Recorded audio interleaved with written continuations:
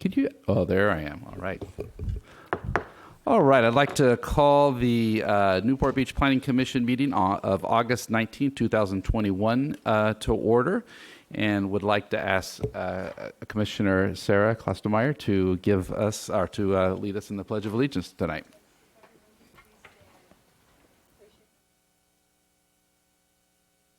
To the flag of the United States of America, and to the republic for which it stands, one nation, under God, indivisible, with liberty and justice for all.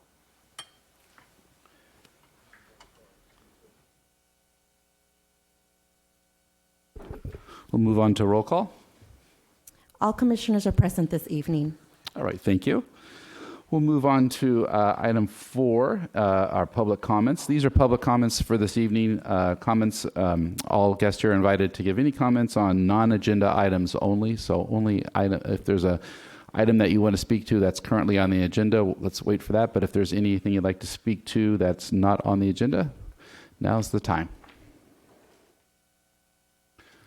All right, seeing none, we'll move to item 5, request for continuances. Mr. Chair, there is no request for continuances. All right. None for continuances. All right, we'll move on to item 6, which will be our consent items. And let's start with number 1, our minutes of July 22nd, 2021. If there's any comments, motions? I'll make a motion. I think Mr. Mosier had sent some edits to us as well, so I'd like to add those. I'll second. Okay. Go ahead and vote.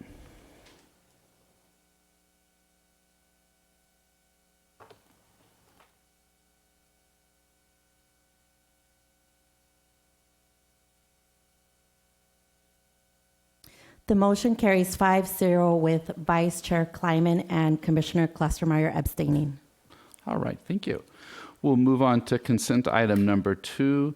And I believe, do we have a commissioner? Yeah, I need to recuse myself from this item. I have real property interest in an asset that's within the distance of this property.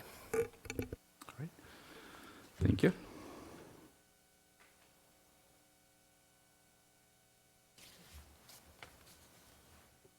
All right, we'll go ahead and move along. Is there any questions of staff from any of the commissioners on this item? Seeing that there is not any questions, we'll go ahead and move for public comments on this item too. Is there public comments? Good evening.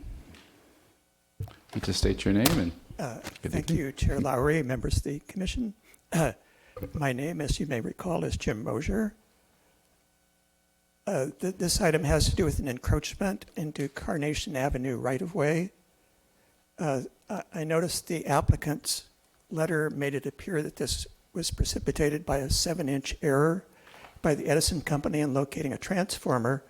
However, the encroachment that is shown goes 3 feet and more into the sidewalk area. So it would seem to me, even in the absence of the error on the part of Edison, there still would have been apparently unplanned encroachment into the sidewalk to make this project feasible.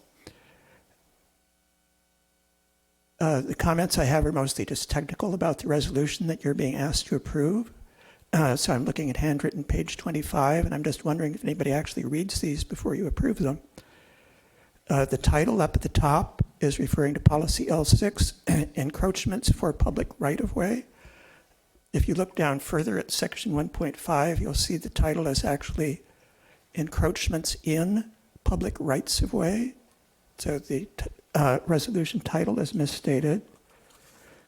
On the following page, which is handwritten page 26, fact A1 says that the Carnation Avenue public right-of-way is approximately 10 feet from the face of the curb to the property line. That makes no sense. It probably was supposed to say the right-of-way includes approximately 10 feet from the face of the curb to the property line.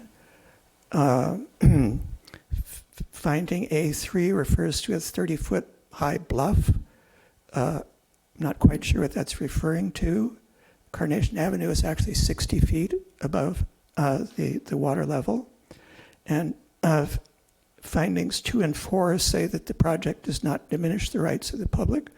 I actually don't know how you could encroach into a sidewalk without diminishing the rights of the public. And then more substantively on the following page, 27, there's a very long paragraph telling you about why this is exempt from our local coastal program requirements. This paragraph is a complete misstating or misstatement of the section it claims to be stating. It refers to not needing a permit for a non-attached structure such as a garage, fence, or shoreline unless they involve a risk of adverse environmental impact.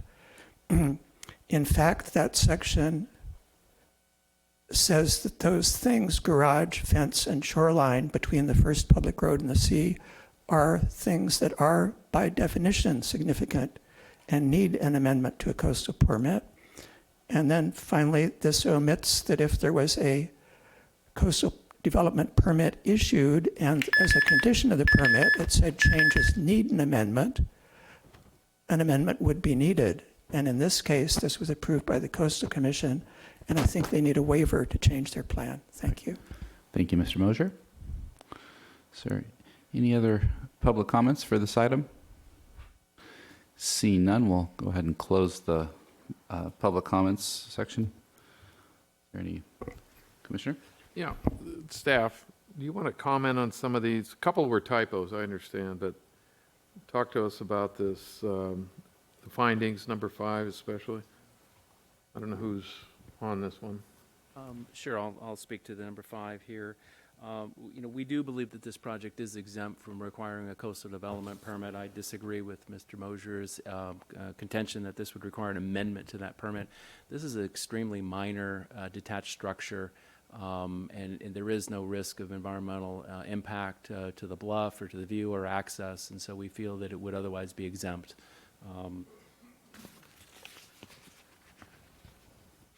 Any questions? Commissioner Klein? Yeah, I just also kind of was curious about the history of this, because the initial applicant letter also describes this error being on the part of Edison, and so I'm curious why it wasn't attempted to be relocated, and then how the rest of this process came to be. I'm not entirely sure of the exact reasons why this came to be. I think this was a change that the applicant undertook mid-construction to address the location of the transformer. I understand that the transformer has subsequently been pushed back out of the public right-of-way, so it's not an encroachment. But the wall has been constructed, and there are clearances around that transformer that are required, and so that's the reason why the wall and fence were constructed. And it is a change that's significant. It doesn't meet our council policy on what's allowed in the right-of-way, so this is the remedy to tonight, if approved, that would allow it to remain. So without the commission's approval tonight, they would have to remove it and redesign it in a different way. So what I'm trying to ascertain is, did this come about because the applicant made changes around the existing utility stub, or are we trying to accommodate the location of the utility stub? In other words, why didn't the utility company have to come forth and go through the process that way? Those are very good questions, but in reality, when the applicant is the one who's in charge of putting the project and constructing the project, the transformer is required as part of the project. I think what had happened is that it was placed, and it was placed in the wrong location, and they built around it.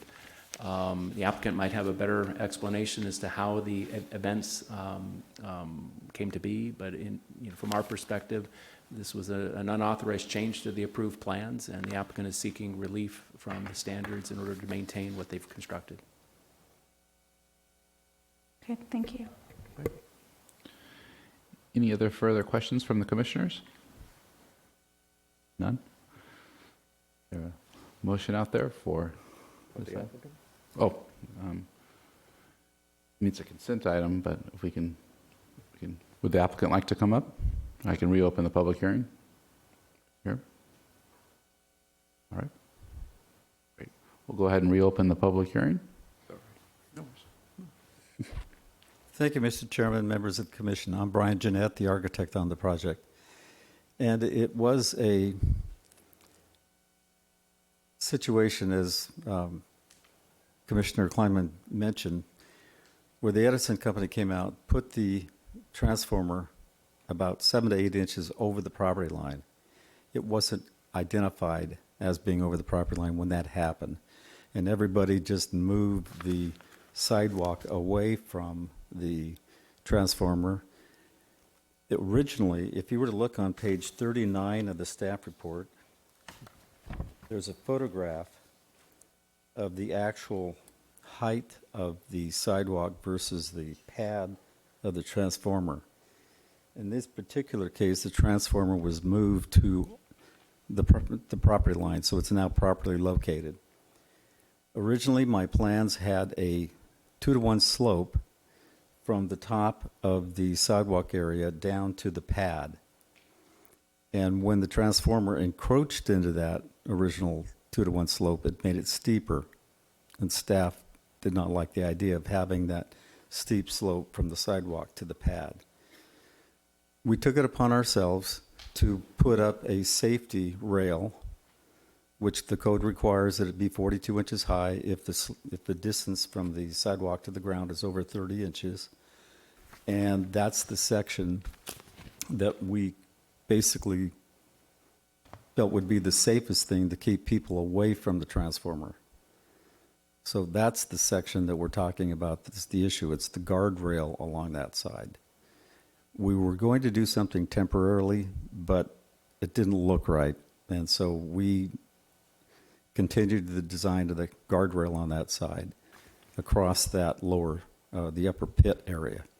So that's what caused it. And so we're coming to the commission and asking for some relief to keep it that way. Otherwise, it would come down and we would have a pit that people could fall into, which we think is not a safer situation.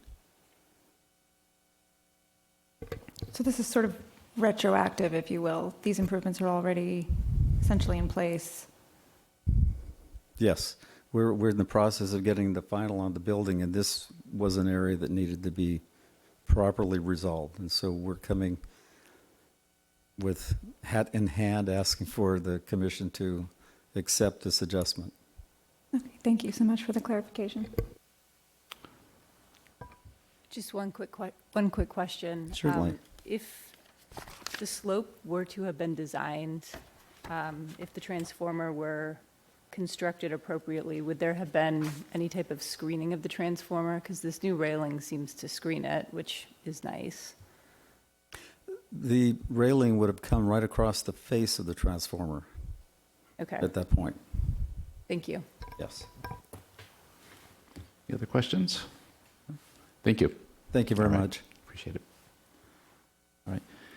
For my comments, it seems like they put a nice rail up and working a little bit in this world. I mean, transformers a serious electrical, I guess you could say, a piece of electrical work out there, and you know, with the separation and a little bit taller of a guardrail, it seems like it's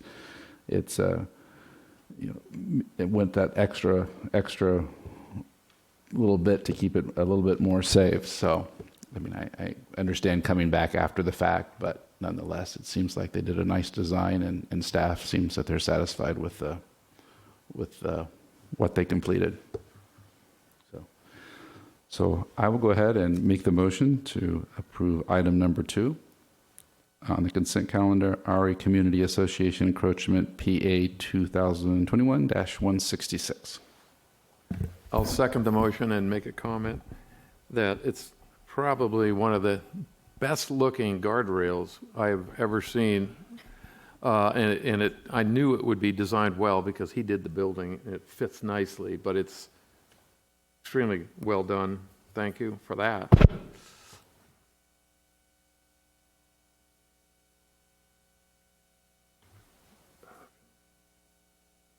The motion carries unanimously. All right, thank you. I just wanted to point of clarification that Commissioner Elmore was accused. So I don't know if that has to say unanimous or if that would say otherwise. But Oh, yeah. I saw a green pop up for him on there. All right. It Commissioner- reflected a 6-0, so I think Oh. it did reflect a 6-0 on there, yeah. We'll move to section number 7, public hearing items, and we will begin with item number 3, which is the Circle Hook Alcohol License Upgrade PA 2021-107. Is there any conflicts amongst commissioners for this item? Seeing none, we'll go ahead and proceed with staff's. Sure, Mr. Chair, I'm going to give that presentation Okay. with a little help from Liz over here, who's going to run it for me. So this is the Circle Hook alcohol license upgrade. Circle Hook is an existing small eating establishment that's located in the Lido Marina Village shopping center. It was approved several years ago with a beer and wine license. The applicant is simply requesting an upgrade to serve distilled spirits. So that is the limit to the request.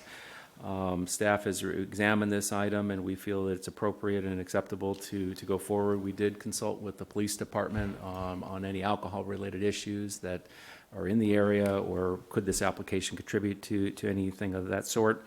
And the police department is concurring with staff's recommendation to approve this project. You can go ahead and flip through the slides here. So this is the location of the project site here on Lido Marina Village. The zoning is mixed-use water-related. Go ahead and switch it. And again, it's the upgrade of the license. There's no changes to the hours of operation or the square footage, if you will. So there's no physical or operational changes. And again, as I indicated, no objections from the police department.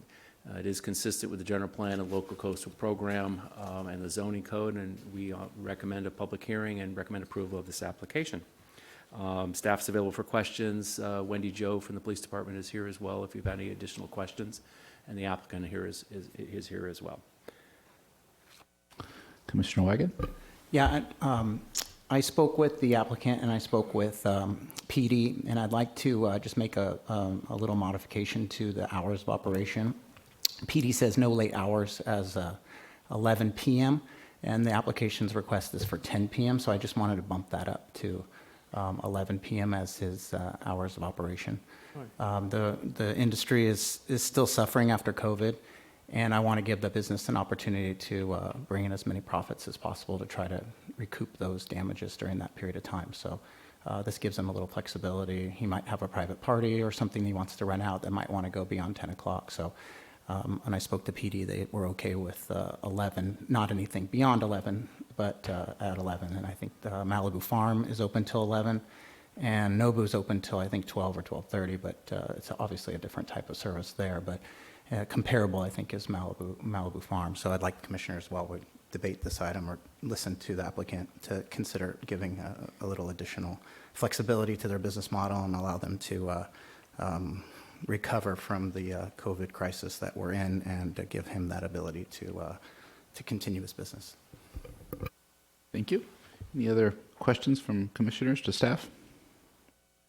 Seeing none? None? Oh, Laura? Oh, Lauren. Oh. Are we waiting for a presentation? That was That was it. I'm You're done it. with it the was a presentation. quick one. No song and dance, got it. Yeah, I had made some inquiries about getting some additional information. I obviously saw the report from the police department, but because this is on the marina there, because there's that electric boat rental there, I have some hesitation, I'm sure not surprising to anyone, about changing the license, particularly because it's a very open space there. It's very easy for anybody to obtain alcohol and sort of pass it over. There's very limited kind of boundary, and then you've got the public restrooms. I mean, it's just very open. And then of course you're serving liquor, serving alcohol, and then people are getting in a boat to be on the water after however many drinks they've enjoyed. I have some additional concerns about the conjunction of the two of those. I'm sure I'm the only one up here, but that's my take. Dara, if I may, what did you say? What did I say? Yeah, I can't figure out, you don't like it at all? You do? I am not supportive of that. Oh, of it. I didn't As get that. I'm sorry. What I'm saying is I'm not supportive of the idea of offering additional alcohol in a very open environment in a space that really isn't much of a space to begin with, and it has this sort of pass-through concept, where again it's right adjacent to the public restrooms. It's just too easy for others to access, and again, then you're drinking, you're getting on the water, et cetera. Those are my objections. Vice Chair Kleiman, I believe Wendy Jo from the PD is here and can answer some of the questions that you have on that. And then, after the public hearing closes, then we can, continue with the deliberation on the merits of the project. And Chair Lowry, if we can, just for the record, if we could ask for ex parte communication on this. If there was not any other questions for staff, I was going to move to that. Is there any? Seeing none, we'll go ahead and. I did. I reached out to the owner of Circle Hub. I'll start the ex parte communication. Let's start down with Commissioner Rosine. None. None. None. None. None. None? Okay, none. All right, we'll go ahead and open the public comments specifically to this item. The applicant. Okay. I believe is that one live? I don't know. Is it? Yeah, there we go. Good to go. Okay. Hey, good evening. My name is Steve Rawlings. I'm a business consultant, and I am here on behalf of Thomas and Erica Carson, who are here in the audience, who own Circle Hook. They own several other restaurants. Just a tremendous story. Both of them born and raised right here in Newport Beach, and both graduates from Newport Harbor High School.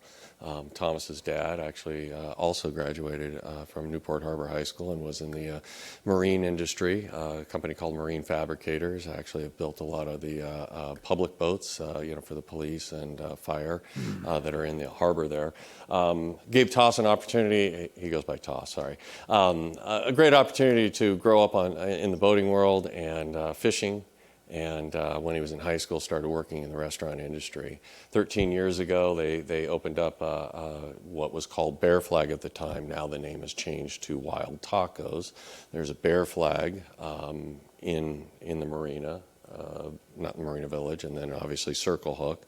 There's also a Bear Flag that's down in Crystal Cove. There's another Wild Tacos in Laguna and another Wild Tacos in Huntington Beach. So it's just a tremendous homegrown story for somebody who's passionate about his community, passionate about high quality seafood. Not many times are you going to be able to go to a seafood restaurant and the fish that you're eating was caught actually probably by the owner. Tosses out on the boat just a tremendous amount of time. I don't know how he balances his schedule because he goes out and fishes with the guys. It's a passion for him. And then, of course, he runs the restaurant operations too. So it's just been a tremendous story. In terms of this particular application, they're eternally grateful that they were able to make it through the pandemic. They're eternally grateful for the city, kind of working with the restaurants and allowing for them to outdoor dining. Eternally grateful for their customers that were doing a lot of takeout orders for them, and it kept them afloat. I mean, they had quite a few leases out there, and obviously the pandemic took its toll on a lot of people. So, they're very, very grateful for the business that they have. They're grateful for being a part of Newport Beach and having been supported. I think that in terms of this particular request here tonight, it's really to meet customer demands. They have established a pretty loyal following. It is, primarily a sushi type of cuisine and menu. So that's part of what's driving this. In terms of some of the concerns about operations and so on and so forth, they started out in 2017 with beer and wine. I think the police department will, support the statement that says, hey, they've been just nothing but an excellent operator. So I think they have a demonstrated track record of being a conscientious operator. They're certainly not looking to do this late night bar scene. They're just looking to provide a really nice dining atmosphere down there by the water. I do appreciate you, talking about, the flexibility to be able to stay open till 11 o'clock.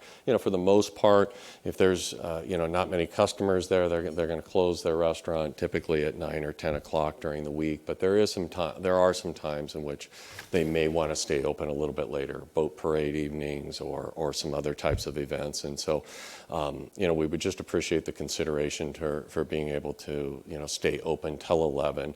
Probably not going to be the standard practice, but the flexibility would be really meaningful to them to be able to do that. So, with that, we concur with obviously the staff recommendation and hope that you'll support our request this evening and support the 11 o'clock. And obviously, Thomas and Erica are here to answer any additional questions that anybody may have. Thank you. Thank you. Is there any additional questions from commissioners to the applicant? I have one quick question. Maybe it's either you or the owner. I see they open at 9 a.m. You say it's predominantly sushi. I haven't been down there, so to eat. They serve. Yeah. Come on down. I don't want to talk to me anyway. Hello, everybody. How's it going? I'm Toss.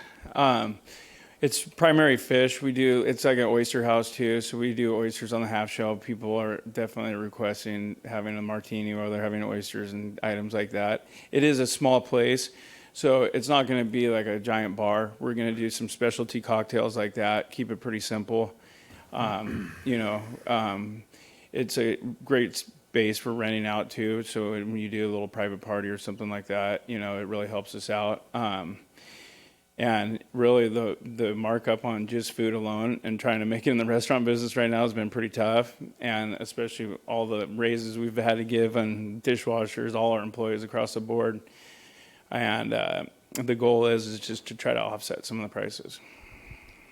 And I think to your point about the earlier hours, there have been talk about having brunches on Saturday and Sunday.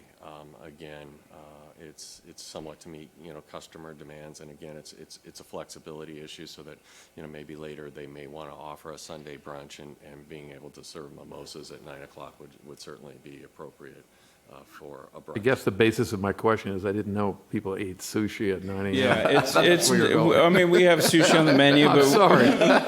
we do have a lot of other seafood options. We have a salmon lock bagel. We have some other stuff like that. Just curious about that. Yeah. All right. Is there any other questions from the commissioners to the applicant? All right. Seeing none. Thank you very much. Thank you. May have a few at the end. All right. Now is the time for public comments. If anyone from the public would like to give comments on this item, feel free to come on up and state your name and let us know if you have any. Well, looks like there's none, so we'll go ahead and close the public comment section, and we'll go ahead and bring it up here with the commissioners. Is there any... I'm ready to make a motion, but defer to the commissioners to talk any further. I just have one question for staff. Is it common practice or acceptable practice for commissioners to reach out to an applicant proactively and ask them if they want something more than they've applied for or is provided for in the staff report?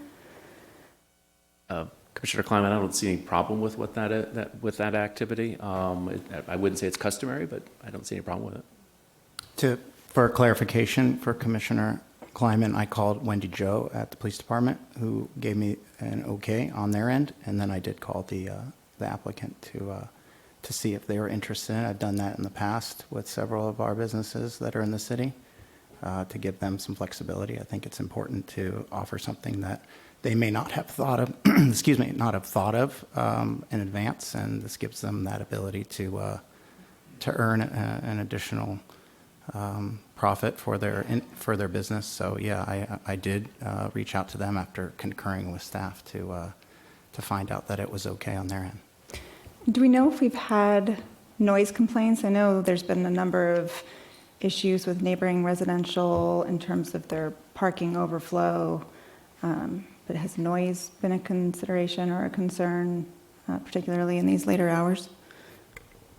Later hours at 11 o'clock, typically we do get complaints. I'm unaware of any complaints from this particular operation.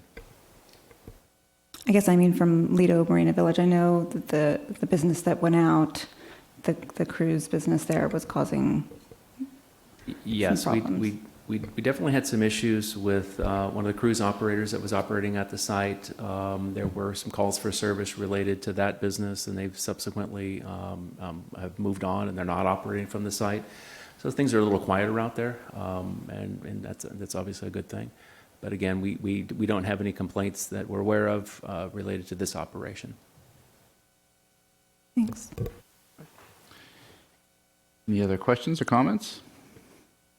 Yes. I'll make that motion. Okay. I have a comment. When we were upgrading these licenses, I look at really the history of the operator. In my understanding, this operator has a really great track record in terms of their management for their restaurants, and so I'm certainly supportive of the approval and the extended hour. Thank you. Any With others? that, I'll make a motion if commissioners are Sorry, ready. what- comment and just with Commissioner Elmore, I agree. I mean, I see Commissioner Kleiman's concerns, but looking at the tracker, I think they had one police call, and it was like a dog or animal related incident. So it's not like there's been a lot of trouble there. And so I would think, getting a little bit more leeway in light of COVID and what's happening, maybe be able to do a few things to their new business, be able to adding this upgraded license. I'm definitely in favor. So I'll second Commissioner Wagon's motion. Just to clarify, the issue is not the individual business necessarily, but the collective impact that it has. Like when we're looking at these types of licenses on the peninsula around, those bar and restaurant problem areas, it's the same thing. It's the collective impact and not just the individual. And in this case, as I had asked for, which unfortunately wasn't really provided with, I was wanting to understand what type of alcohol-related incidents happen on the water, particularly with these types of electric boat rentals, et cetera, with people who are intoxicated and renting various types of recreational, watercraft and, heading out there, having a good time after, indulging in whatever is being offered here. So I understand I'm in the minority, but I'm just expressing my concern. I see the concerns, and it's balancing between collective and versus individual, and being able to say, be at par with the other businesses in the area. So we'll go ahead and move forward with the motion. Yeah, I'll make a motion to adopt resolution PC 2021-023 and approving the minor use permit UP 2000-1. I think we're good. I just hadn't said the numbers, so I didn't know if that was acceptable. And then adding the amendment to that would. And that would be condition of approval number 7. 7 on page 22. It changed from 10 o'clock to 11 o'clock. And again, the owner has been in the community for a long time, and that does help their margins by giving a little more flexibility. So thank you. Mr. Chair, Yes. I've got a concern about the 11 o'clock. I have no concern about upgrading the alcohol beverage. And the other part of my concern is Commissioner Wiegand contacted the police department. He said that they said fine, but wouldn't we have to wait and do this again when we have a revised police recommendation instead of just a comment? If it were after 11 o'clock, I believe, but before, that shouldn't be a part. Staff? Yeah, I'd have to ask staff and the I mean, police. it specifically states in the police report to 10 o'clock. And, that's what the applicant wanted. I assume you met, or your staff met with them, or was there an arm wrestling between 9, 10, and 11? And There really wasn't an arm wrestling match here on this one. The applicant did not request a change in the existing hours of operation, and staff evaluated the application based upon that representation. Same with the police department. My thought is it might be good to go ahead and open the hearing and let Wendy Jo speak, and maybe she can address some of Commissioner Kleiman's concerns, because we did look at that question, excuse me, in the last couple of days here to see if excuse me, are there any issues on the water. And our result of that discussion was that there really wasn't a concern. So maybe we might want to do that if that's the commission's pleasure. But planning staff does not have an issue with the proposed change to expand it to 11 o'clock. And with respect to the modification in the hours, we do at times modify our conditions of approval. I think here that it is within the boundaries of what the notice originally called for. So if it's within the council's pleasure or commission's pleasure to modify it to 11, I think that we would still be consistent with the noticing. So we have the motion on the table. Is there commission that would they like to speak to police? You seconded it, correct? I did. So yeah. We have a So, motion and a second. so we have a motion and a second. So I say we call the vote. yeah, we'll call the vote and move forward with it. Okay, I'll do it. All right.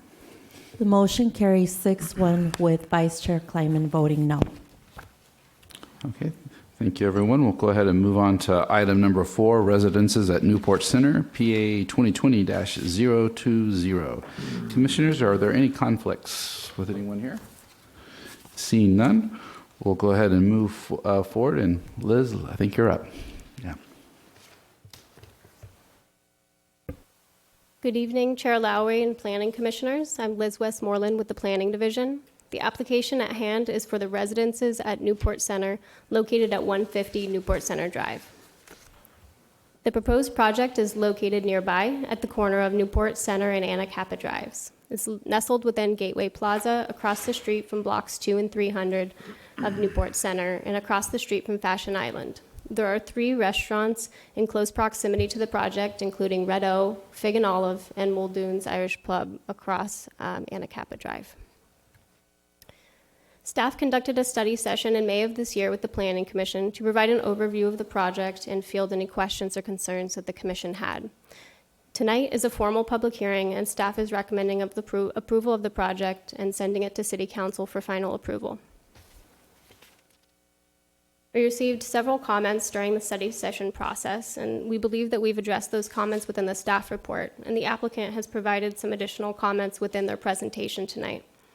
In particular, we have addressed the concerns related to nuisances for off-site uses, mainly related to the restaurants in the area. In order to address that, we've included specific conditions of approval that require the future tenants and residents or owners of the property to be notified that they are living in a mixed-use area that comes with certain nuisances. In particular, there are restaurants with outdoor patios, late hours, live entertainment, and could have active parking lots at night.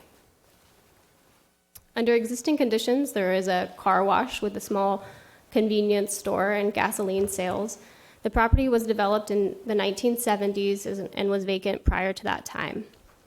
There are existing underground storage tanks associated with the gasoline sales that would be removed with oversight from the Orange County Health Agency. The proposed project includes 28 condominium units that will be in the development style of flats. There are 2 levels of subterranean parking, as well as 4 stories above grade, and the building would reach approximately 3 feet high from the established grade. Project includes common and private open spaces, such as a pool area and private balconies, and the units would range, with the smaller units located on the bottom floor and the larger units that reach up to approximately 5,600 square feet on the top floor as the penthouse units.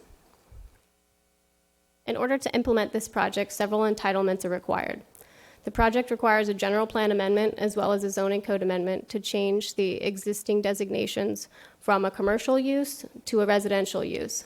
The project is also requesting to implement a planned community. And the planned community development plan is like a zoning document. It establishes the zoning regulations and development standards, things like height, setbacks, floor area, parking requirements. Because this site is less than 10 acres, it does require a waiver of the minimum acreage requirements. Additionally, the project requires a site development review and a tract map, which would allow the development of the 28 units and allow them to be sold individually as condominium airspace units. The applicant has entered into a voluntary development agreement. Lastly, pursuant to the California Environmental Quality Act, or CEQA, an environmental impact report has been prepared.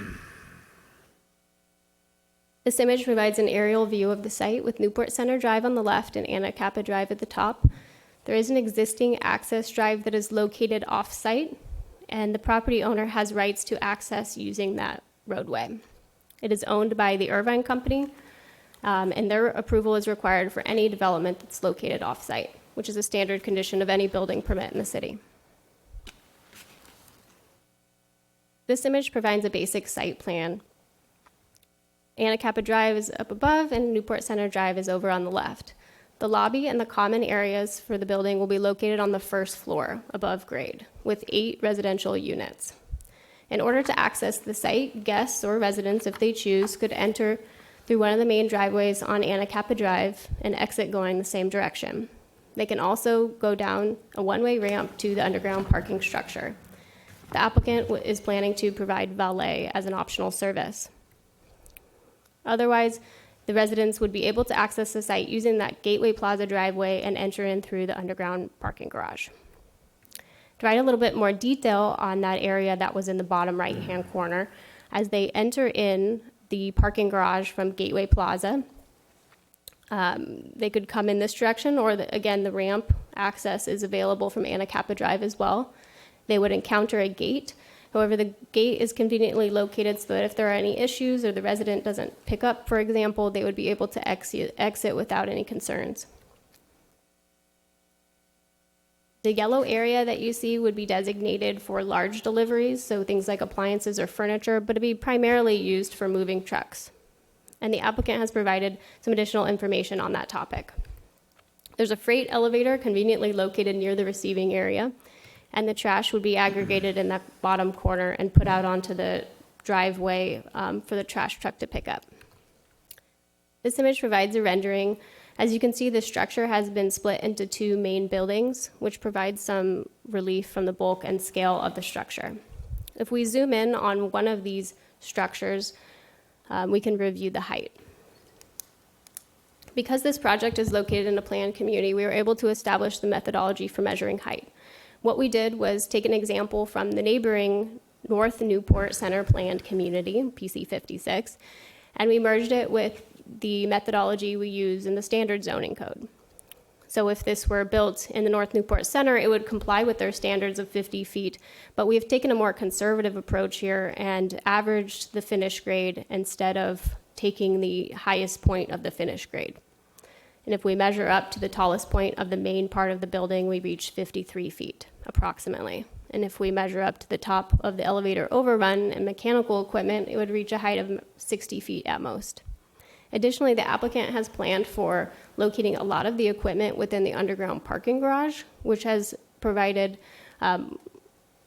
allowed for fewer pieces of equipment on the roof, which is provide a little bit more relief at that higher level. Because this project includes a general plan amendment, it's important that we conduct a Charter Section 423 analysis, also known as green light. This requires us to review the general plan amendment to understand if certain thresholds are met that would require a vote of the electorate. Not only do we look at the project individually, but we look at the cumulative development as well. We don't look at the entire city, but we hone in on the specific statistical area, which in this case is L1. As shown in this table, first we review if the project itself would exceed the thresholds defined by the charter section. It would not. Then we take 80% of the prior general plan amendments within the statistical area. So again, not the entire city, but just the statistical area. We combine them to determine if they would exceed the thresholds. First, if they would exceed a threshold for commercial square footage, there's no commercial square footage in the project. Dwelling units does not exceed the 100 dwelling unit threshold. AM peak hour trips and PM peak hour trips. Therefore, no vote of the electorate is required.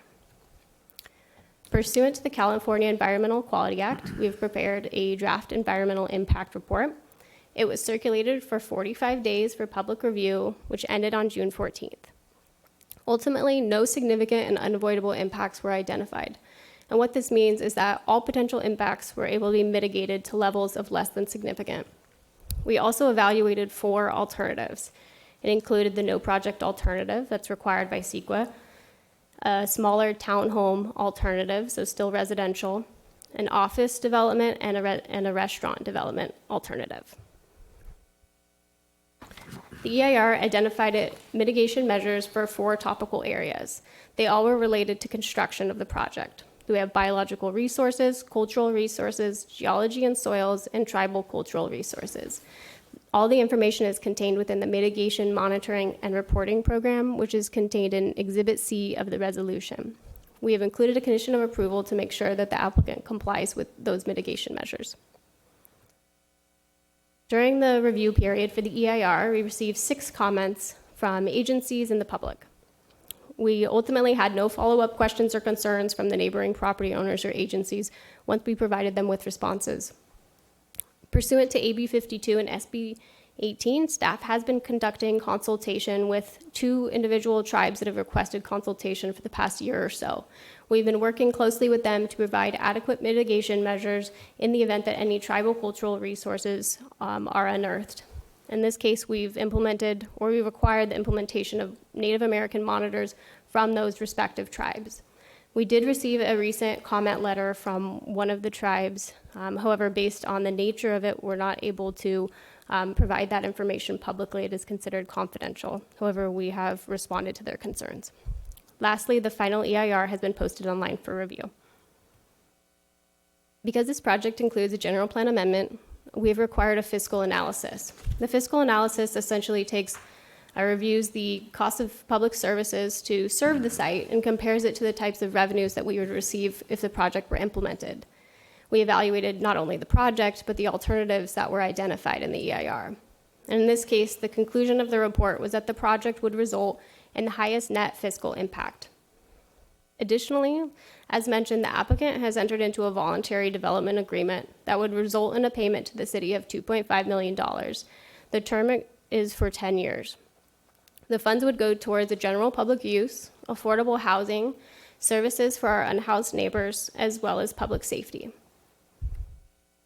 With that in mind, staff is recommending that the Planning Commission recommend approval to the City Council of the requested entitlements, as well as the certification of the final EIR, the MMRP, as well as rescinding the use permit for the existing car wash. With that, the applicant has provided a presentation. I also want to note that the environmental consultant is also here with us tonight if you have any questions on that topic. Thank you. Thank you. Now it's time for commissioners to ask any questions from staff. And how about I just start at the very end with the Commissioner Rosine, see if you have any questions, and we'll just move this way. I'd like to hear from the applicant, and then I'll have some questions. Sounds good. Commissioner Kleiman? All right. Ms. Commissioner Kleslar? Okay. Commissioner Keddy? Always. All right. You mentioned something that I didn't see in here. You mentioned optional valet for guests. In here it states they're going to have a temporary valet spaces along Anacapa. Is this something that they will, maybe the applicant could answer that? Currently, the applicant is planning to have valet, and Public Works has been reviewing their plan to make sure that it complies with our code requirements. However, if a guest knows the code or they would like to enter without using the valet, they're able to do that. Thank you. Okay. Commissioner? I have a couple questions, and they really are just a little bit more on the technical side, so I'll ask them here. I see that the Irvine Company, and the applicant will be working with the Irvine Company for their support, review, and approval. Is the Irvine Company a final signatory on the map? And the reason why the final map, and I asked that question, just once their signature, there couldn't be any more, there wouldn't be any more, say, approvals or any other things down the road. So we know that that the project was going to move forward without any type of other further delays, as since the comments were requested. Just are they do you know if they'll be a signatory and once their conditions are met? I'll defer to Tony Bryan, the traffic engineer, on that question. I'll go ahead and answer it as Simone Georges, Community Development Director. Irvine Company is not a signatory on the final map. Okay. So that's the answer. Yeah, my question was, like I said, if there's other, I just didn't, if things move forward, that things don't get held up on other issues. And usually when you have other people on, that are respective of your land planning, if they have a sign off, just pretty much move forward. And Irvine Company is involved. I know the applicant will speak to their involvement with the Irvine Company and getting their approval on the design. Okay, good. And then the CC&Rs, I know talked a little bit about that and how that was meant. Those will be recorded before any building permits. So Staff will be able to review those prior to recordation of the tract map. okay. Question there. Let's see. And just curiosity, when if this moves forward, does the car wash, would that close immediately? Is that is there any certain date there that for their closure? Okay. I haven't received a specific date, but the applicant can respond to that. All right. And let's see, I think I had one other question. It's actually in the development agreement. Let me go down there really quick. To here on my iPad, so I'm a little bit, takes me a while to scroll to it. But I remember reading staff's report, and there was nothing that was going to be, like, no really open space or anything like that on the roof. And I think there was some mention to it that might be for the development agreement. You know what?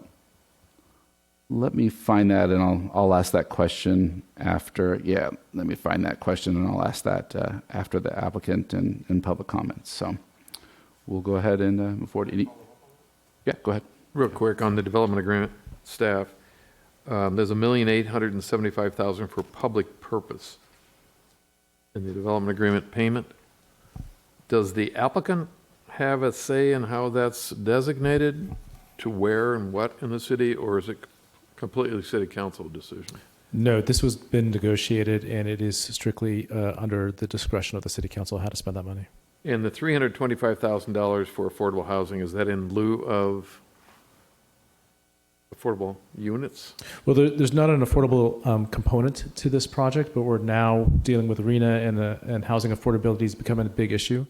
So we are negotiating that if there's not going to be an affordability component or units, that we're going to go ahead and negotiate funds for affordability.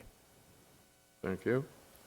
I'm just going to follow up on one question there in terms of the development agreement. And I see that there's a 10-year term on the development agreement, but there's an escalator in respect to the CPI adjustment in terms of when they pay that payment. So when they pay that payment, I think that on the second anniversary, if they pull their building permits, make that $2 million plus payment, that's complete, or is there an escalator throughout the term for 10 years? It's when they pay that it stops. That's where I was a little. That's correct. It is an escalator until they make the payment. Until they make the payment. Okay, good.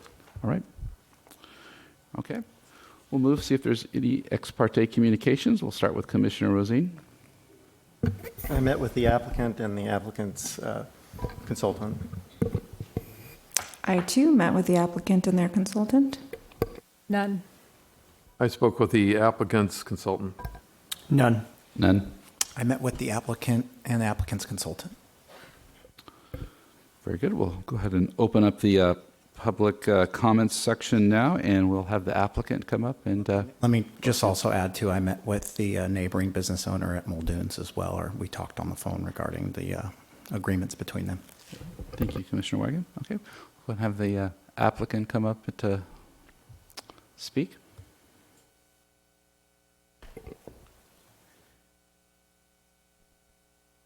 Good evening, Commissioners. Chairman Lowry, thank you for being here. I know you had some travels to get here this evening, and we appreciate it very much. And I appreciate the participation that all of you have had, and especially want to thank the city staff. In particular, Liz has been an incredible asset to the city on this project and has spent numerous hours with our team, and obviously knows this project probably as well as we do. My name is Coralie Newman, and I am the principal of Government Solutions, Inc. Our offices are located, I'm happy to say, here in Newport Beach at 901 Dove Street, Suite 130. I will give the introduction to this presentation, and then our consultant team, and we will try to go through the slides that are duplicative as quickly as possible, so not to be too repetitive with Liz. But our consultant team will also join me, and our team includes Katie Newman, our senior associate from Government Solutions, the applicant and property owner, of Newport Center and Acapa Associates, represented here this evening by Todd Ridgway and Scott Ridgway, our architect from Stearns Architecture, Jason Adrian, our landscape architect from MJS Landscape Architecture, Mark Schattinger, and our civil engineer from Fusco Engineering, Mark Nero. As Liz has gone over very thoroughly, we do have quite an extensive entitlement request. I think all of our bases are covered. We have a full environmental impact for this report done for this, and we have reviewed all of these, the conditions of approval along with the development agreement that there's been some discussion about already this evening, and we are in agreement with all the terms in both of the conditions of approval and the development agreement. We're very proud. I am a resident of Newport Beach and have been for 35 years and a business owner here. Excuse me. So it's a quite honor to be here tonight without opposition. And we did meet with, in the beginning, we met with via Zoom with SPAWN on April 13th, Harborview Hills Community Association on April 27th, Irvine Terrace Community Association on May 28th, May 19th, and then in July we did meet with our business neighbors, the Irvine Company, and the owners of Muldoon's. We're happy to say this evening that we have resolved all of those issues, and I'll go into some of that.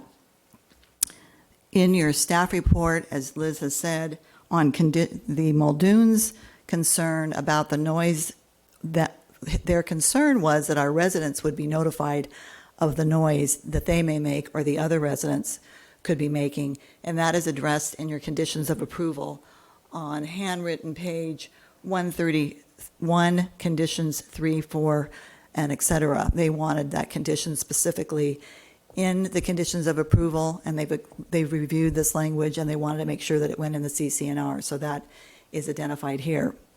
Additionally, the Irvine Company, we met with them a number of times, mainly was to do with site logistics. We've resolved those issues through site design.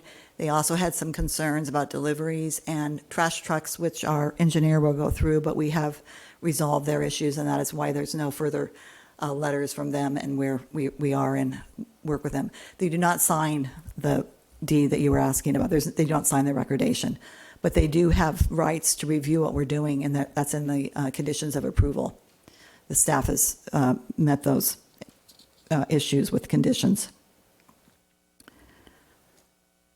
As Liz has highlighted for you, I think one thing of interest in this block is that there are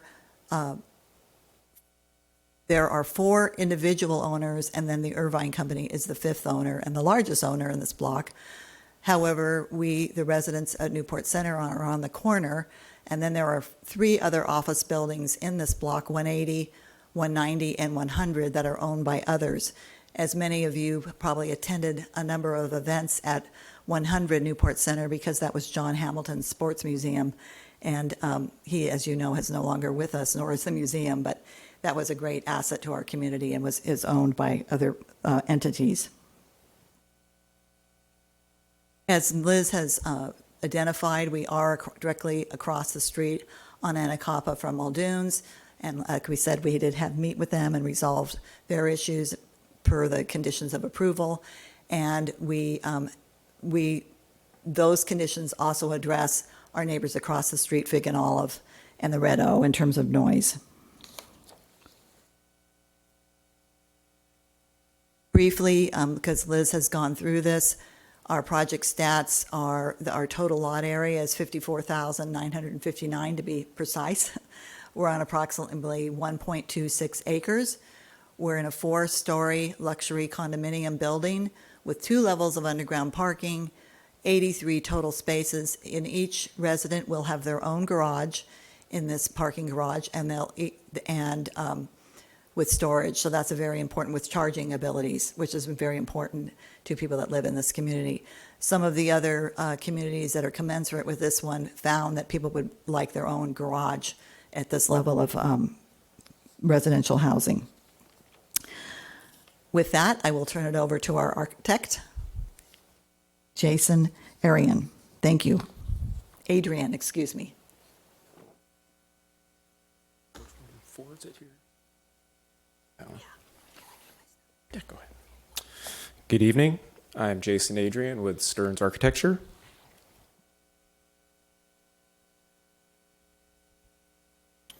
This is an illustration of the proposed project from along Anacapa Drive. Here you can see the 4 levels above grade, the basic concept of 2 separate residential wings connected with a ground floor lobby. We would call the style of the building California Coastal Contemporary. The building celebrates the California lifestyle with an emphasis on indoor-outdoor living. All of the units have generous balconies and large windows. The exterior of the building is clad in stone to create a durable, sophisticated exterior. Specifically, we have selected a light-colored limestone for the main body of the building with a dark accent stone, trying to create a dynamic building with a horizontal emphasis. This is a view from the corner of Newport Center Drive, as though you were walking away from Fashion Island. Again, you can see the light-colored stone, lots of glass, generous balconies.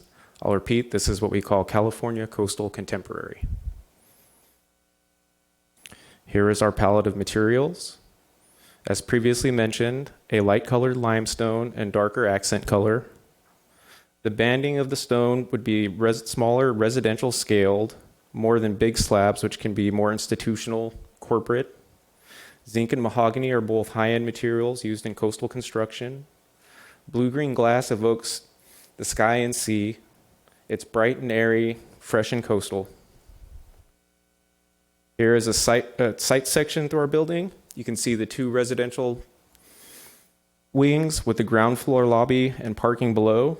All of our parking, including 26 guest spaces, 14 of which are required, are located on these levels.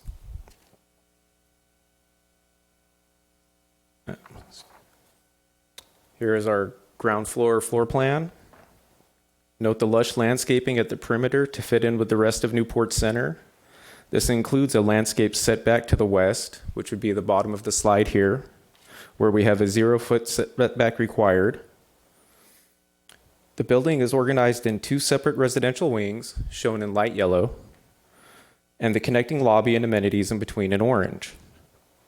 It is a secured full-service building.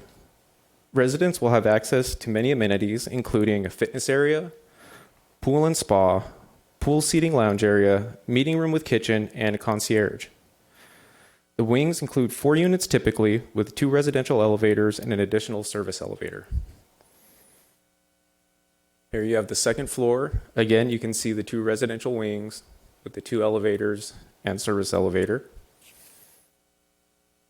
The third floor is similar with the 4 residential units per wing. And as we move up to the top floor, you have the larger penthouse units with even larger balconies and terraces. And now our landscape architect, Mark Schattinger, will talk about the landscaping. Thank you, Jason. My name is Mark Schattinger with MJS Design Group, located right here in Newport Beach. So this is a site illustrative of the ground level. We have on Newport Center Drive, we're surrounded on 3 sides of the building with lush landscaping. The landscaping varies from the back of sidewalk to the private patios from 17 feet of landscaping to 11 feet, as well as on Anacapa Drive. Our front door is at Anacapa Drive with a very generous drop-off area. It's 26 feet wide at the drop-off area, and a entry walkway covered that takes you to the lobby. And then once you go through the lobby, which is very transparent, it takes you out to the only common recreation area, which has a lap pool, spa, and nice seating area with fire pit. The pet relief area is in the lower right-hand side of the image, and we have an enlargement of that to see later. So this is a perspective rendering of the drop-off area. It's going to feel very boutique hotel-like. It's got 0-inch curb right there. It has a fountain greeting you, and then you step up 2.5 feet up to the front door. This is a view looking from the parking lot as if from the aerial, looking at the spa area. It feels very, very intimate and special, I think. And then this is a get wet pool. It's not meant for lap swimming, but really it's just meant to cool down in. And then this is a nice seating area, so you don't have to be at the pool deck. You can also be sitting in the shade, socializing with your friends. So there was some talk about the pet relief area. It's down in the lower right-hand side here. It's fenced in. It's safely accessible. We have a slide later that Mark's going to show us how you get to here safely, and it's well lit. It's about 15 by 15 feet, and it's really for the residents to take their pets so they don't have to leave the property after hours. This image here highlights the two access ways to get to the pet relief area in yellow. You can either come down the elevator, safely walk through the garage to the pet relief area, or you can go out the front door at the lobby and around on the city sidewalk and down the entry drive. There was some comment at the last study session about site lighting, so we wanted to prepare this site lighting plan for you. As you can see on what we call the rear yard of the project, it's well lit, the pathways. The dog park, dog relief area is well lit as well as the city sidewalk. Those are fixtures that are mounted on the wall of the building that shine straight down onto the sidewalk. These are an assembly of the fixtures we've selected for the project. The lights that are being used at the dog park and at an entry drive is the bottom second from the left, where it goes straight down, so there's no spillage of light. And then here's the photometric plan. And then here's the dog relief area and the entry drive, and we far exceed. I think the photometrics showing it at about 3.5, and 1 is considered safe in the lighting industry. So we're well lit for the residents. So I'd like to introduce Mark Nero with Fusco Engineering.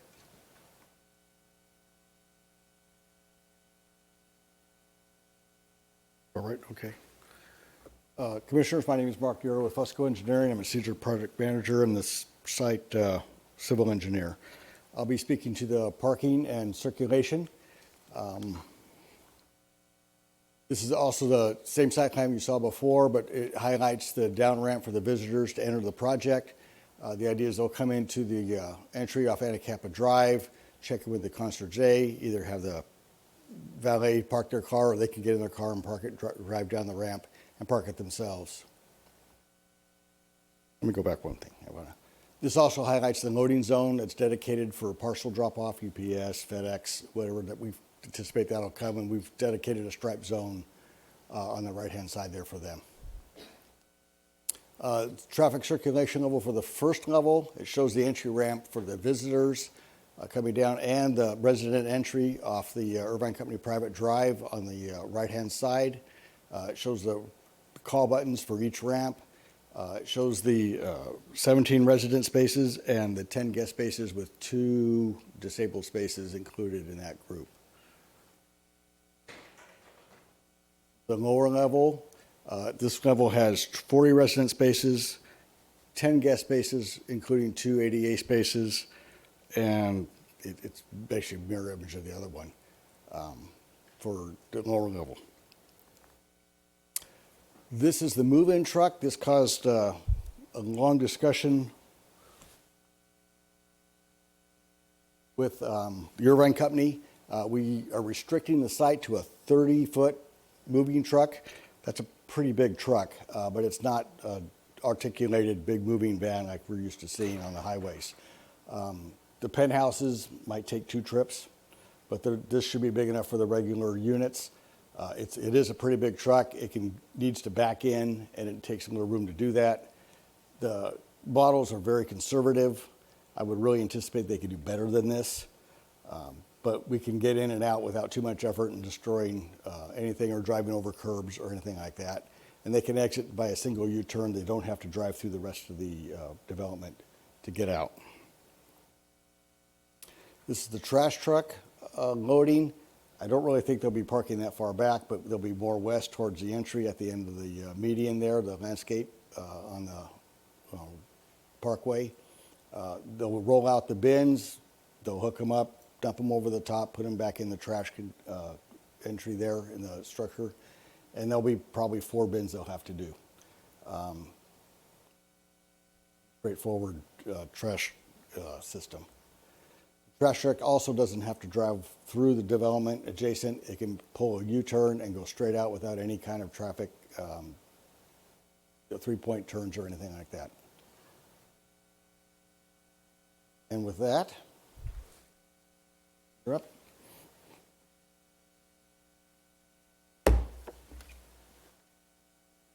Almost there. Thank you again, Mark. Just a couple of clarifications. In the garages, there will be charging stations in each garage for each owner, so they'll have their own charging for electric cars. I think I was trying to say that, but maybe I didn't make it 100% clear. Regarding the valet, what I think was meant was that you have the choice to use the valet, but there will always be valet at this building, valet parking, just to clarify that. And I think you got your, Commissioner Lowry, you got your question answered about the increase in the number. It will be set as soon as the fee is paid on the development agreement. And finally, on the car wash will operate until we pull building permits. So we'll continue to operate. So one of the, I think, the reasons that we've been successful with the community is that we did do and Mark's firm, Fusco Engineering, did a very detailed view simulation effort. I know that's been of interest in other places in the community. So these helped tremendously in building support and assuaging concerns. These are the surrounding building heights.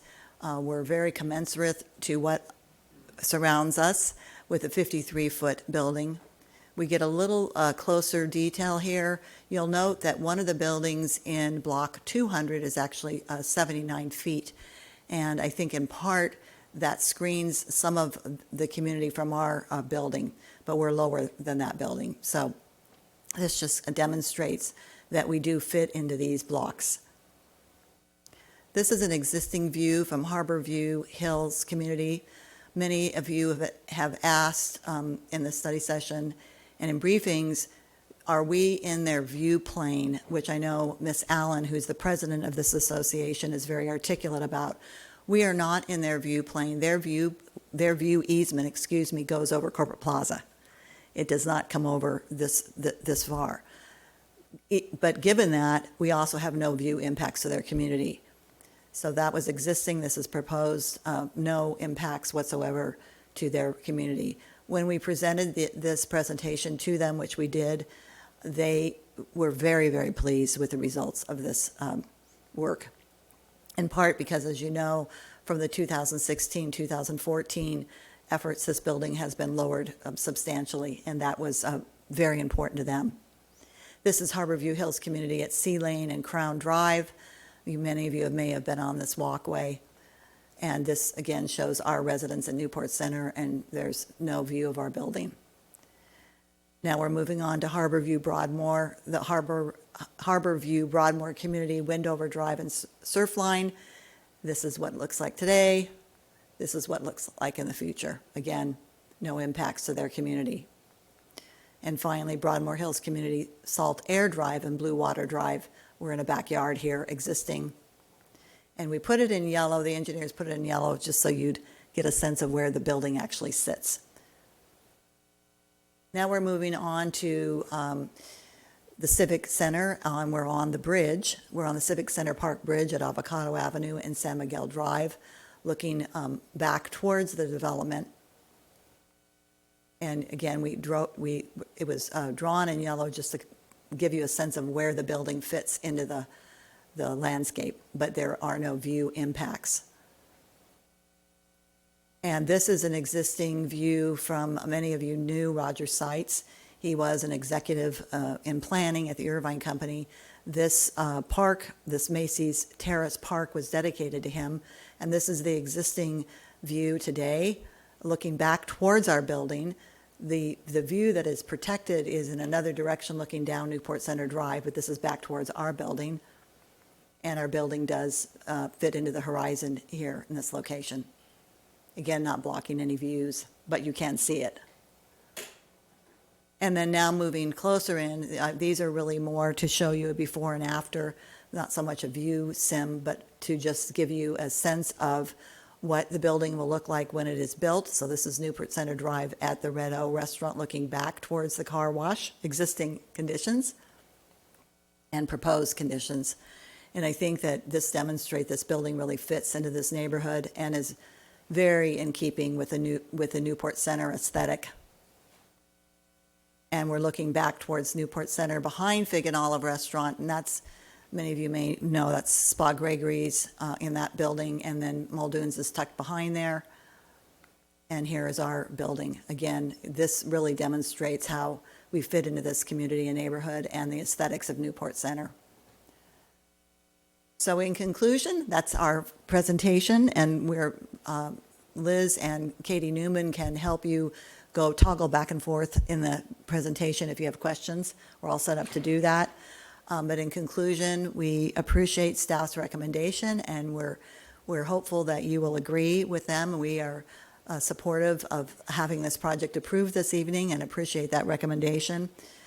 Briefly, again, we lowered the height from the 2014. We reduced the number of units from 2014 proposal, and there are no view impacts from the existing residential communities. In fact, those communities were very happy to see us. A great traffic reduction. That doesn't happen much, but because we do have an existing commercial use, the 28 residential units actually reduce the traffic on the site. Lower water usage from the existing car wash, architectural consistency and enhancement, and community benefits through the DA. And I have highlighted here, I have it in writing. I was just going to say again where that DA fee is in details. I think the commissioners were interested in that. It's on handwritten pages 97 and 98 of the development agreement. It does give you the exact terms of that agreement in terms of what those fees go for. And as Commissioner Ketting said, the 1.8 million goes into the general fund, and that is completely at the city council's discretion of how that will be spent, unless something happens, but with the DA, but that is how it's written. It's a total of 2.5 million, approximately 89,000 per unit, and 325,000 goes to the Affordable Housing Fund, 150,000 goes to the Homeless Housing Fund, and 150,000 goes to public safety. So we are in agreement with that. And again, we've read all the documents, and we're here to ask for your support this evening and to thank you and the city staff. Thank you. Thank you. Does commissioners have any questions for the applicant? None. Okay. Commissioner Ketty? This may cross over between different consultants real quick. I was concerned about the exterior stone cladding last time, and my basic question today, I think it's good, very good looking. Thank you. Material. Are these random pieces? Are they going to be squares? And you can't tell by the rendering. Yeah, the rendering is a bit of an abstraction. These would be in horizontal bands. We were thinking that they would be more horizontal. If you could see in the renderings, they're just kind of shown as horizontal stripes, but they would be somewhere between 6 to 8 inches high and 3 feet long somewhere, with maybe larger pieces as you get toward the bottom of the building to kind of articulate that it's rougher, and then a little bit finer as you get to the top. As you notice, we have two different color stones. There are also 2 different color textures so that we can create a little bit more interest and architectural detail within the overall massing without making it look too wild. So you could still have the plane of stone, but you'd have some additional details you got closer depending on whether it was the scored or honed stone. If you look at the elevations, there are, not the renderings, but there were elevations included in the submittal where there are horizontal portions of the stone, and depending where the planes kind of either project forward or recede, you would have different textures to kind of highlight those. So it's not going to be a random pattern. It would be horizontal bands of alternating colors to emphasize the horizontal nature of the building. All right, That's good, that's good. Had you considered solar on the roof? Did you adapt anything for that in the future? We haven't. It's a flat roof, so it'd be easy to put solar on there. Well, you'd have to run conduit and get it ready for it if you're ever going to do it. All right. Exterior lighting, it's going to be a very handsome building if it's approved.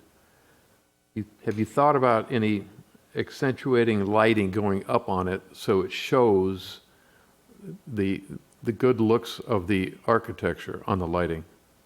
Mark, with the landscape architecture. Yeah, we did. Today, we just wanted to illustrate the lighting for safety purposes. There would be architectural lighting on the building that would wall wash areas of the building that was no glazing, but solid pieces of wall that didn't have any windows in it. That is the intention. It's not shown in the plans right now because we just wanted to do a photometric plan. Wall washes don't contribute to on-the-ground photometrics, so they're not included in that plan. All right. While you're here, that dog run indicates on the landscape plan 10 by 24. Yeah. That's not very big. Yeah, dog run's not the right word. It's pet relief area. It's True. It's meant as a convenience It's for the still not residents. big So it's what fit on the site. Yeah, it's not big enough. But Newport Center is very walkable. They have sidewalks everywhere. If you wanted, if you felt safe and during the daylight hours, you could take them off premise. Back to the architect. Construction management plan to be submitted. Just give us a general idea. That's a tight site. How you're going to stage this. Have any idea? I don't know that has been discussed yet. We haven't gone into any sort Well, of. all right. It's a contracts. condition of approval, but I'm sure your neighbors would like to know.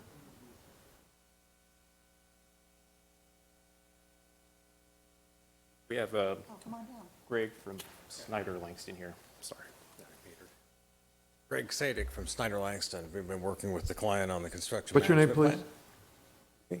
Your name? Greg Sadick. Oh. We've been working with the applicant on the construction management plan, and we'll work with staff in making sure that the logistics and the traffic control mitigation, the haul route, et cetera, is all in compliance with the level of detail that we provided before for the earlier proposal. Thank you. Lastly, I was concerned at the prior discussion in our study session about moving van access. And I'm glad you set up that template. I took it over to a friend, David Kramer at VIP Transport Mayflower, and they looked at it and said it's a perfect solution. So the 30 feet, they do that all the time. Thought I'd tell you that. Those are current questions. Thank you. Commissioner Elmore, any questions? Commissioner Weigand? Just to echo Commissioner Kettings on the construction management plan. So sometimes we see in these, there is one, sometimes we see there isn't. Just give us a background on why they're in there sometimes and other times they're not.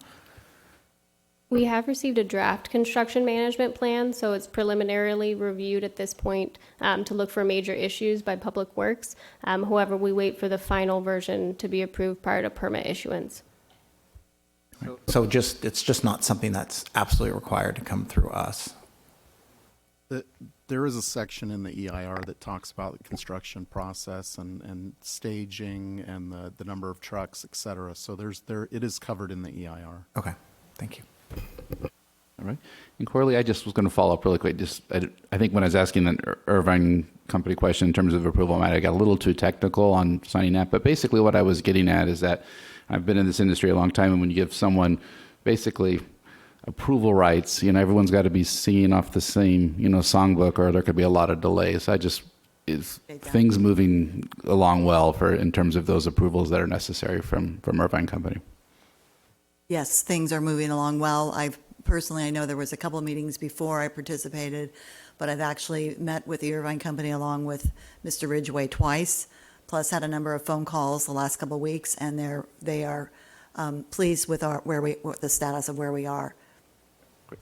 Thank you. All right. Oh, I'm sorry. Commissioner Rosine? Technical question for probably the architect, and I'll wait for you to get there. But really what I'm looking for is methodology, because I'm not sure that I understand what I'm looking at. So, and I think I asked this prior, so it could be just regurgitate whatever you said last time. But on page A8, which is a section from your plans, handwritten 19 from your previous, so hold on, I don't want you to have to dig too deep. But where I'm headed with this is, I heard that this methodology for building height is based on an average finished grade. I'm struggling with the math on an average finished grade when on the high side up on Newport Center, it's 59 foot 11, at least that's what it's showing here, and that maybe that's inaccurate. But then when you get down to the entrance to the area, it shows at 68.2. So I don't think that's averaged, but I don't understand. I was just wondering, where does that methodology come from and how do we get to that number? And I don't think that the building is out of scale. I'm just asking about methodology.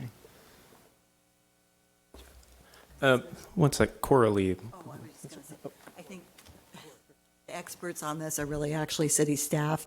I do understand that it is an averaging, so it's an average of the site versus taking 1 point on the site, which the other PC, the existing PC takes 1 point and measures, this averages the site, but maybe Liz could give a better explanation than I even can. What we've done for the methodology, like I mentioned before, we've combined the methodology of the neighboring plan community where you just take the absolute highest grade on the street and that's how you measure height. Very simple. In this case, it is a sloping lot. There's a difference of about 10 feet from the top of the street down to the south side of the parcel. So what we've done is we've taken an elevation line, and that's the line where we're measuring height. So we have multiple sets of numbers there. So we have the elevation in NAVD 88, that's the datum, similar to mean sea level, right? As mean sea level. And then we'll measure the height from there to the various features. Whereas on the other side, that elevation might appear a little bit different compared to the building because more of the building is exposed above grade. Thank you, Liz. And I totally see how those numbers are on there. It's new math. So I'll let it go with that. And then since the architect was there, I would love to actually see and touch that material board, if that's possible. But can you describe the blue-green glass? And if you'd be willing to take a look at doing anything that, and is there something that's called bird strike that can be applied to this? Do you know anything about that?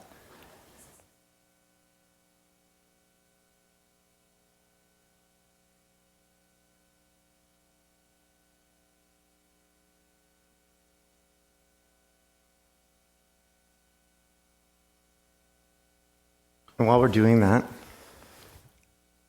a question came up about solar. Is solar not mandated on your project?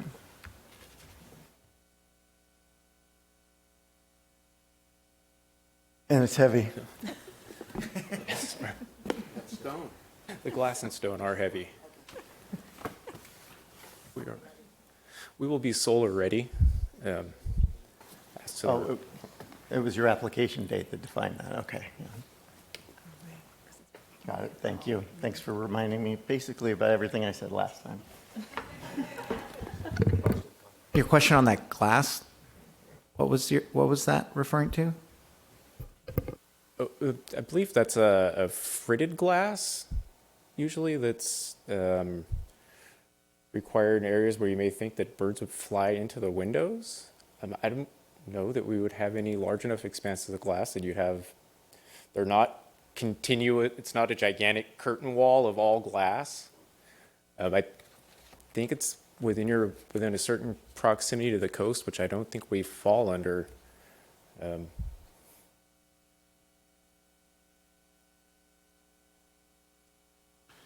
Any other questions?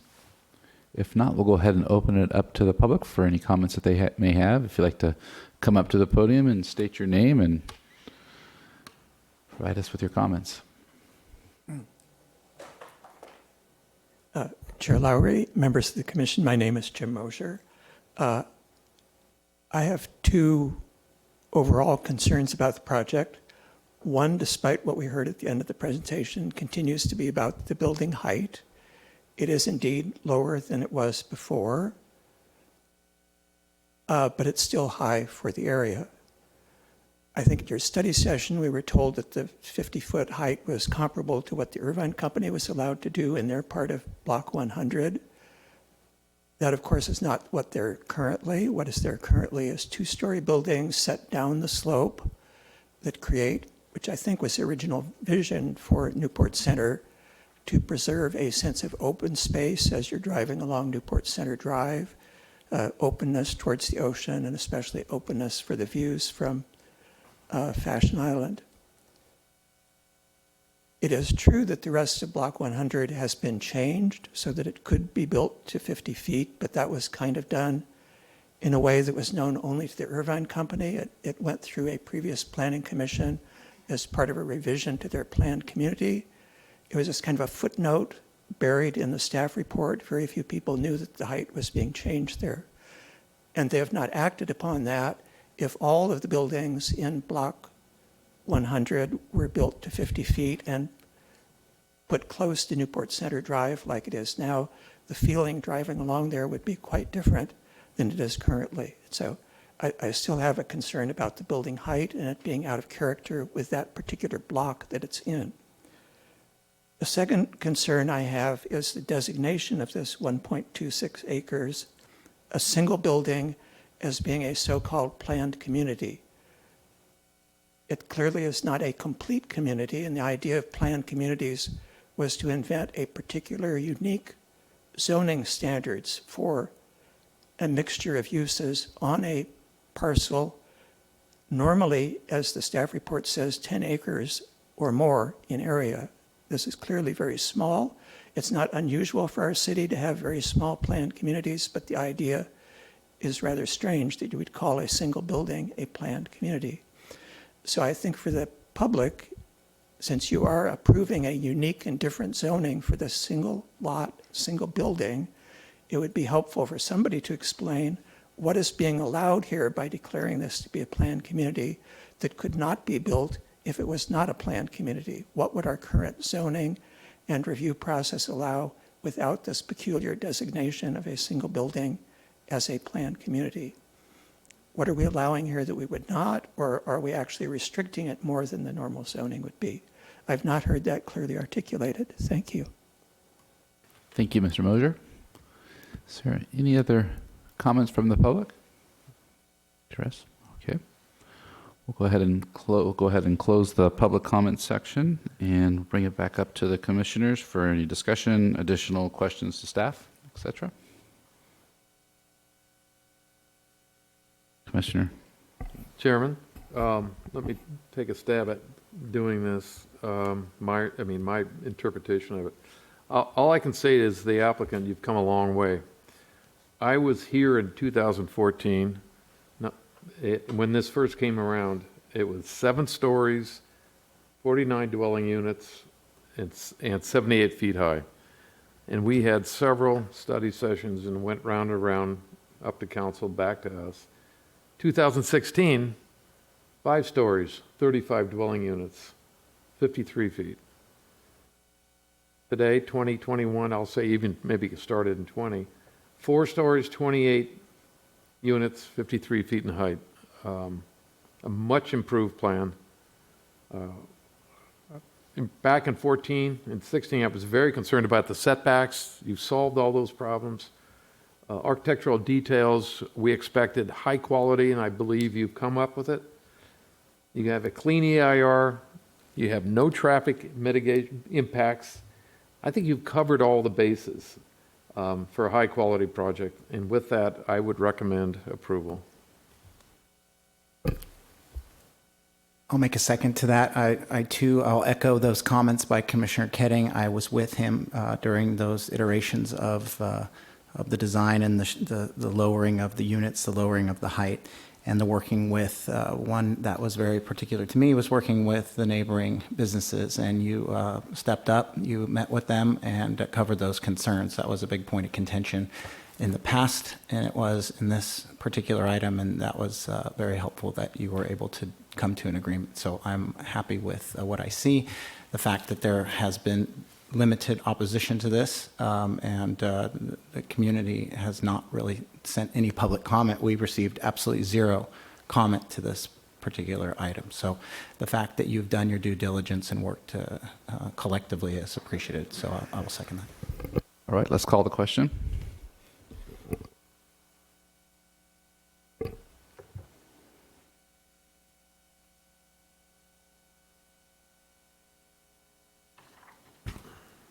The motion carries unanimously. All right. Chair, do we have to enter in what we're doing, GP amendment, zoning code amendment, planning? I'll defer to. Yeah, All right. well, I heard the motion was to move the recommended action, and so I think that's sufficient. We're good then. All right, thank you. Congratulations, and as you move up to City Council. All right. We will go ahead and move up to item number 5, Pacifica Christian General Plan and Zoning Code Amendments, PA 2021-068. Are there any conflicts amongst the commissioners here? Seeing none. Staff, why don't we go ahead and move forward? Good evening, Chair and Commissioners. Chelsea Kreger with the Planning Division. This project is the Pacifica Christian General Plan and Zoning Code Amendments. It's at 1499 Monrovia Avenue. This is for a general plan amendment and a zoning code amendment only. There is no use permit before you today, and thus we are not analyzing the use of the high school, the Pacifica Christian High School. We are looking only at the general plan and zoning code land use designations. So the amendments that are before you are to change the designation of 1499 Monrovia from multi-unit residential to private institutions. That's the RM to PI, and that is for the general plan and the zoning district. The existing use is an office building. It is utilized by Pacifica Christian High School, and it is undergoing renovations at this time. There's no classroom use that's authorized at this time or as a part of those renovations. And once again, we're not looking at a use permit to consider operating a high school at that building at this time. It is simply an office building. The private institution would allow the existing office use to continue with no abatement, not subject to abatement, which I'll elaborate in a second. And it would also allow for a future use permit to be considered should the applicant decide that that's what they want to do.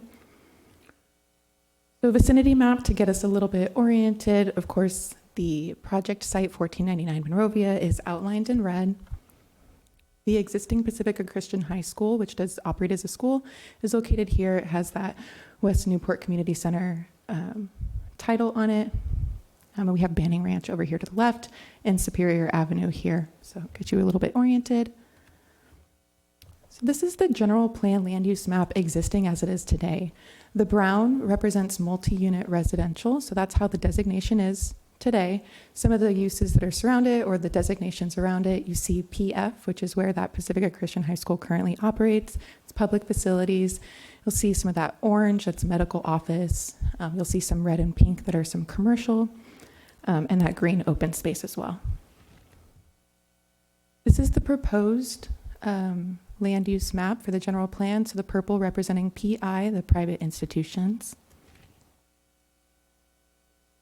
A very similar map, the zoning map. Once again, the brown is that multi-unit residential. The gray is a planned community, but it is a multi-unit residential planned community. And all of those similar colors, you once again see the orange and the reds and the pinks for commercial uses. And the proposed use zoning code map, again, once again with the purple representing private institutions at the project site 1499 Monrovia. A little bit of background how we got here. The existing office building that's there today was constructed in the 50s under the County of Orange's permit jurisdiction. It was annexed to the city in 1979. At that time, the zoning district was manufacturing. In 2006, there was a general plan update for the entire city. At that time, the designation was changed from manufacturing to multi-unit residential. That's the first time we saw a designation of residential applied to the subject property. In 2008, there was an ordinance that established abatement periods. This is relevant because this abatement period applies to non-conforming, non-residential uses that are located in residential zones. So when you have a non-residential use in a residential zone, it's non-conforming and it becomes subject to abatement pursuant to this 2008 ordinance.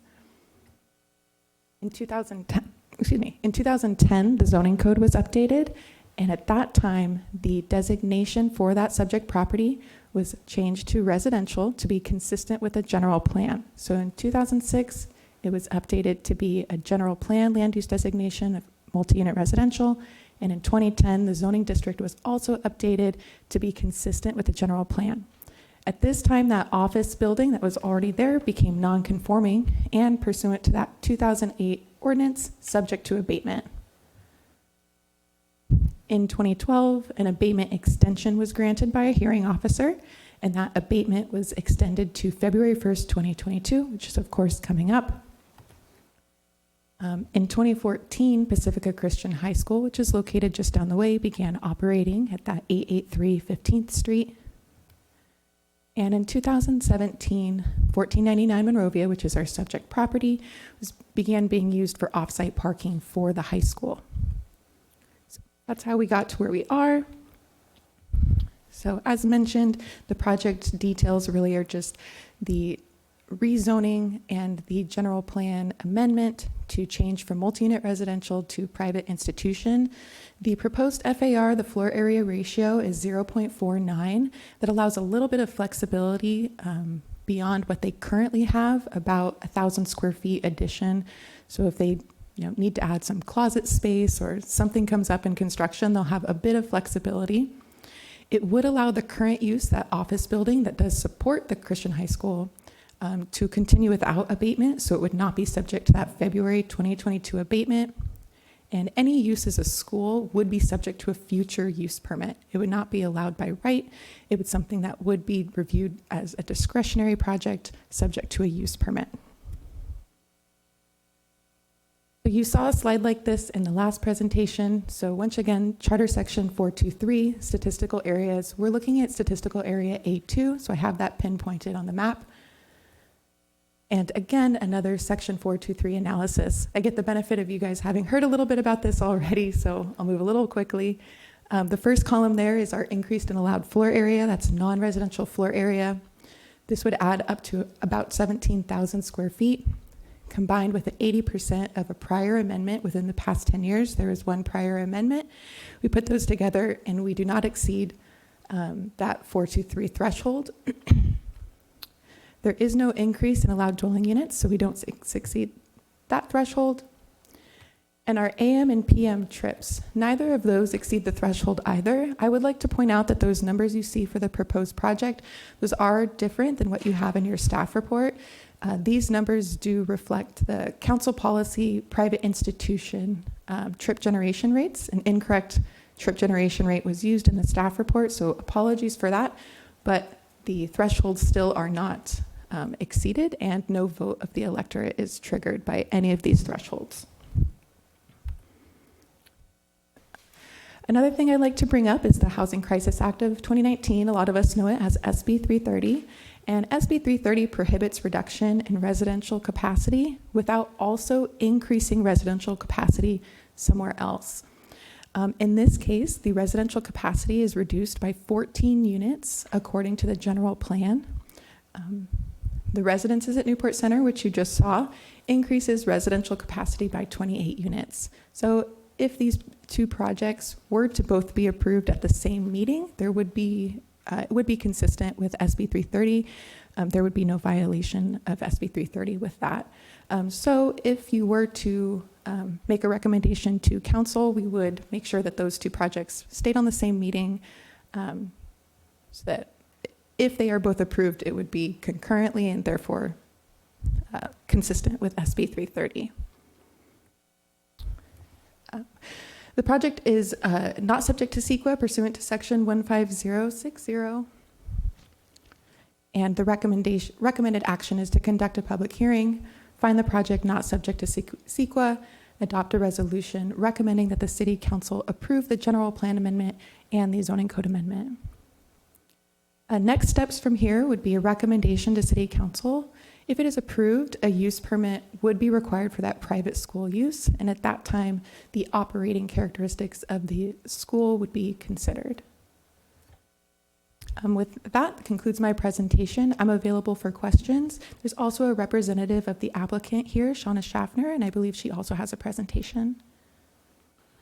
Thank you, Chelsea. Any questions of staff? Start down on my left here. See none. I just had a question on the map that was distributed. The coastline property is listed in that brown RM zone. Did they have, what's the story on them? Would they have to do something down the road? I mean, they're a school too. That's a good question. I haven't looked into what their abatement situation is. I'm not sure if Jim does. The brand new building, what school? Certainly, maybe I can take a stab at that question. Yeah, with the 2006 general plan update, we did designate that property for residential uses. Coastline College is a state agency, and they came forward in the interim and exempted themselves from our zoning requirements, of all of our land use requirements, and they chose to build the college there, which is their right to do. And so they didn't require a zone change, they just built the facility. So the city's not going to be necessarily making any land use changes at this point until we do a comprehensive update, and then we'll change it likely to public facilities at the appropriate time when we do a comprehensive update of the general plan. Gotcha. And then as far as the comment that was made earlier about the roadway that goes through the parking lot that's there, that would connect to Banning Ranch one day, so they can use that as parking, indefinitely until that issue gets resolved, if it were to change hands or if it were to... Yeah, they do have authorization to use that in the meantime, yes. Cool. Okay, thanks. Oh, you have a question? Okay.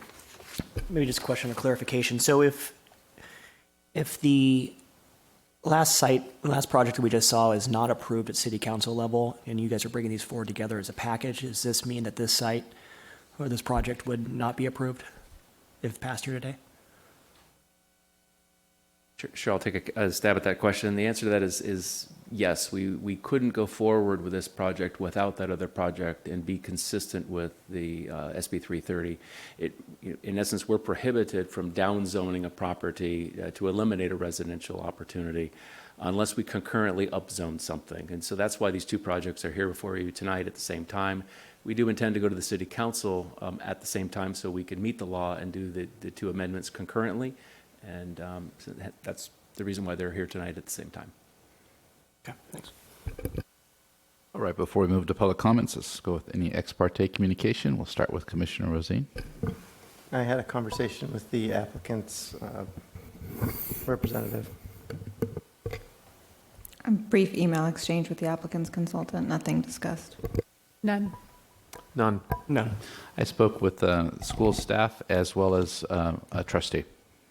I met on site with the head of school and did a tour and checked out the neighboring residents and did a whole walkthrough. Okay, we'll go ahead and open the public comments, and we will start with the applicant.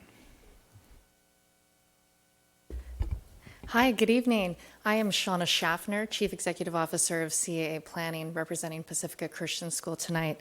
I would like to thank Chelsea Kreger for all of her hard work on this application. The timing was really important, and she did a great job getting us here tonight, so we appreciate her efforts.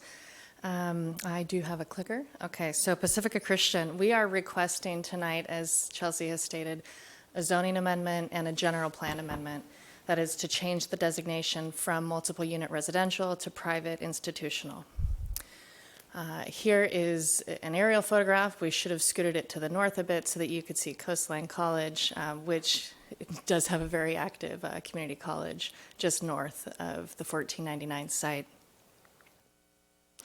The building has been there since the 50s. It was constructed when it was in the County of Orange. It's always been an office building.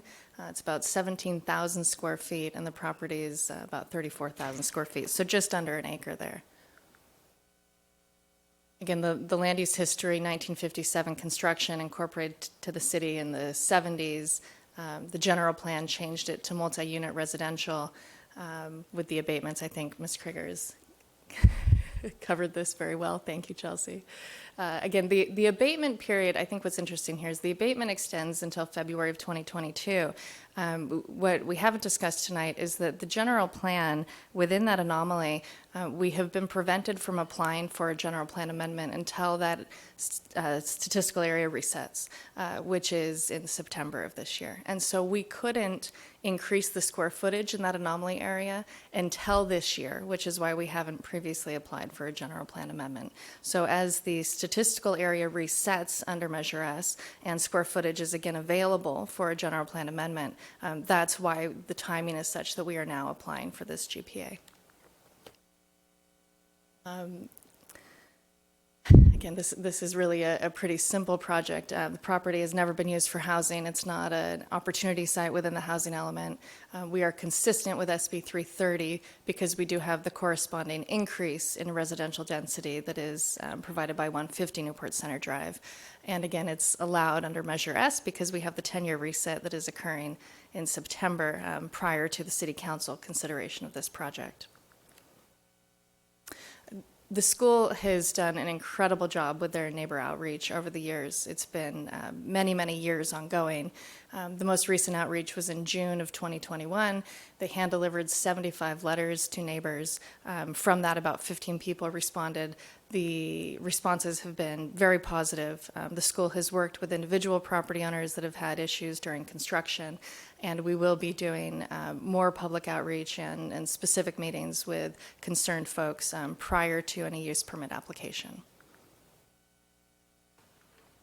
So in conclusion, this is, it's been in office use for a long time. There won't be any physical changes on the site as a result of the general plan amendment. It's consistent with SB 330 and with Measure S, and we request approval of the project consistent with the staff recommendation.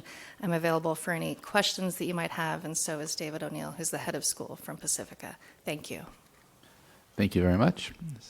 Any questions of the applicant? Commissioner Kleiman? Sorry. Can you just talk about the current construction, what's being done, and then also your timing on the application for the rest of what we've kind of outlined is forthcoming? Sure. There is active construction at the site to refurbish the building, bring it up to current building code standards, and really make it usable for the school. Currently, it would be designed as offices, kind of learning spaces, library, tutoring centers, these sort of things that are allowable uses within the office designation. So city staff had determined that that application was appropriate under the existing abatement. If the use permit amendment application is approved, then the goal would be to move the majority of the student-centered services and learning to the new campus. The parking lot is much bigger. It provides for much better on-site circulation with vehicle traffic drop-off and pickup, parking, those sort of things, and it would just be a more modernized facility. The timing is pretty imminent. We are working on the use permit application right now, and so we expect that that would be submitted pretty soon, and it would be a planning commission review that would occur with that. Thank you. Any other questions? All right, none here. Eric, I'll see none. Thank you very much. Now we'll open up to the members of the public if there's any comments that they'd like to make on this item.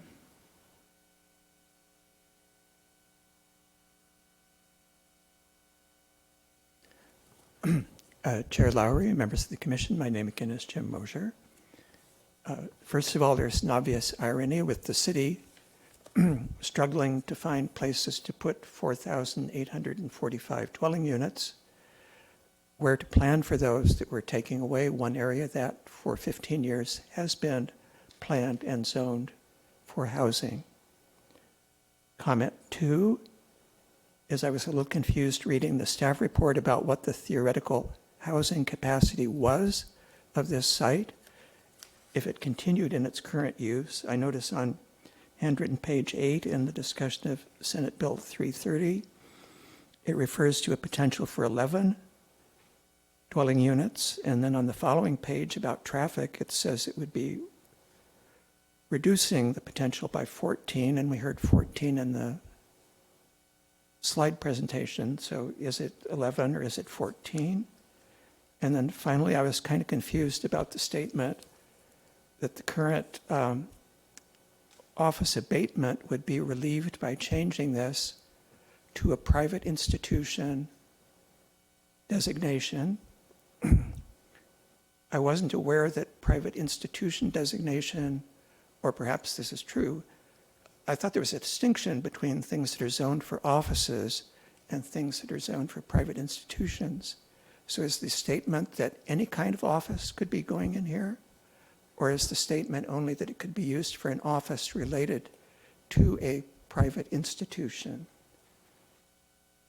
I don't know if that's clear what I'm asking, but I didn't think that the current owner could then, because it's designated as private institution, allow any kind of offices in it. Don't they have to be offices that are related to that special use? Thank you. Thank you. See no further questions. Let's go ahead and close the public comments. And then we will bring it up to the commission now for any further questions, comments, motions. Commissioner Kleiman? Yeah, I just wanted to hear from City Attorney on kind of the division and timing of this.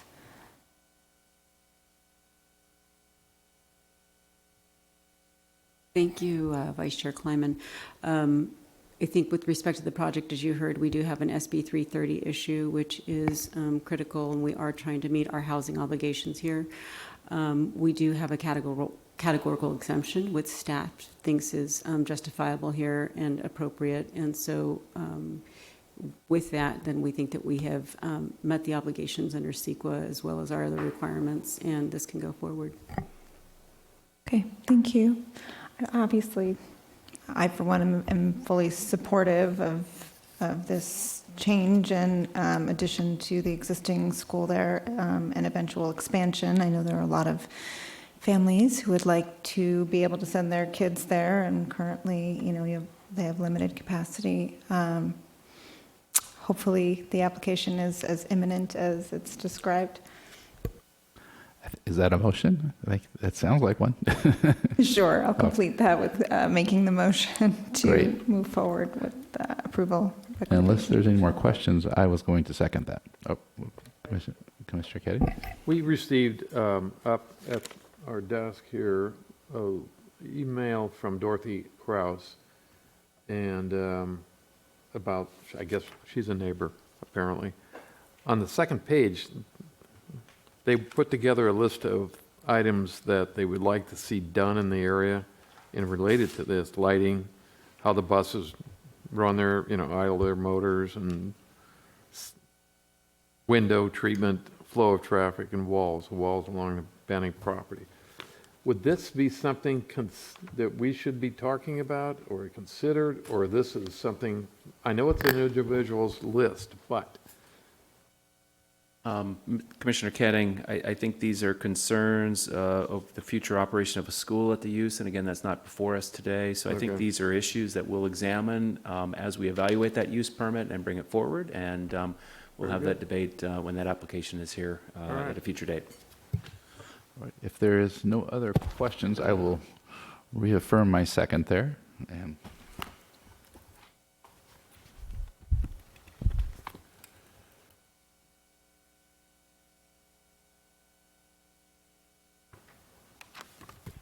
The motion carries 6-1 with with Secretary Elmer voting no. thank you. Congratulations. All right, we'll move on now to Section 8 here, staff and commissioner items. We'll see if there's any motions for reconsiderations. Since there's none, we'll move on to number 7. We'll start with the report from the Community Development Director. If there's any, sorry. Okay. Certainly, I'll take that report on here, Chair. I've got a couple items I just want to briefly mention. First of all, the 2510 West Coast Highway project that the Commission saw here at a previous meeting. That was approved by the city council at a prior meeting. There was a fairly significant change between the project that you saw and what the city council. So I just wanted to put up the front rendering here. The architecture has changed quite a bit. Again, this was approved by the city council fairly recently. And so it has kind of I'm not sure what to call it. It looks like the Lido House Hotel, if you will. So it was quite a significant change. And so we wanted to just share that with the commission here today. I think we have another image of the rear of the building, and that's the front of the building on Coast Highway, and that is the rear of the building. The building itself actually changed quite a bit, and it actually kind of in essence, it turned inside out, and so the units now face north and south. So there's a significant amount of articulation in the building. They lowered the building slightly, and as a result, it doesn't impact the views. It affects the views in a smaller way than it was before. And I think from the park looking down, it'll look even better. And so I just wanted to share that with the commission here this evening because it was a significant change. It was approved by the city council. And I understand it correctly, an appeal was filed with the Coastal Commission yesterday. Not surprising. Do they want to paint that black, or is that like charcoal, or it's undetermined? I believe that's just a different color siding. I'm not familiar precisely with it, so I just wanted to kind of just give you an update on that. Thank you for that. The other item I wanted to share with the commission is that we had a hearing at the Coastal Commission on Friday for the Superior Avenue pedestrian and bike bridge. That was a project that you saw an appeal here. That's the city's project to expand that parking lot there at Superior and Coast Highway. So the Coastal Commission did have a hearing on that project on last Friday. They found no substantial issue with the appeal. And they approved an amendment associated with the part that affected Sunset Ridge Park. So in essence, the sum total of that is that the project was fully approved by the Coastal Commission. So that will move forward. The only other item I wanted to share with the commission is September 9th, we have our upcoming meeting. We've got 3 items on the agenda, and I think we've just got a study session on accessory dwelling units. We've got a continued project coming back that the commission had previously seen, the medical office project up on Bristol. And we have a development agreement amendment for Hoag Hospital that'll be coming back for your consideration. So with that concludes my remarks. Thank you. All right. Thank you. You have a question? Okay.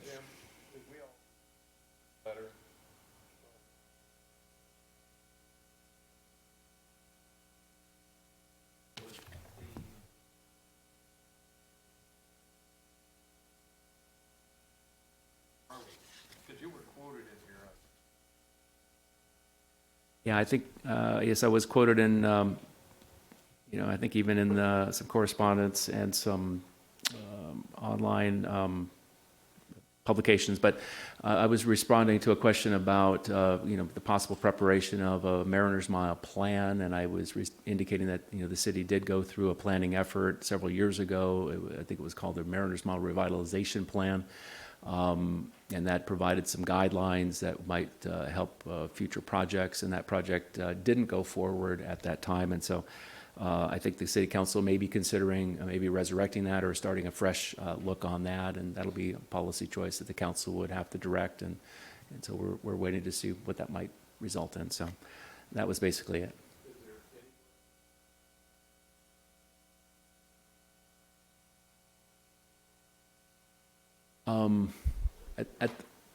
At the moment, really, no. I think we're having conversations with the development of an additional parcel on this block, very early discussions, and then we do have the pending Newport Village project, which is being redesigned, and so that will be a significant project in the area. But beyond working on those 2 projects, we're not actively working on any kind of comprehensive plan or new plan. Any other questions? Seeing none, we'll just move on. Is there any, does the planning commissioner have anything they'd like to place on the future agenda? Seeing none, any requested excused absences coming up? No hands. All right. We will adjourn at 8, what are we at? 8:34. All right.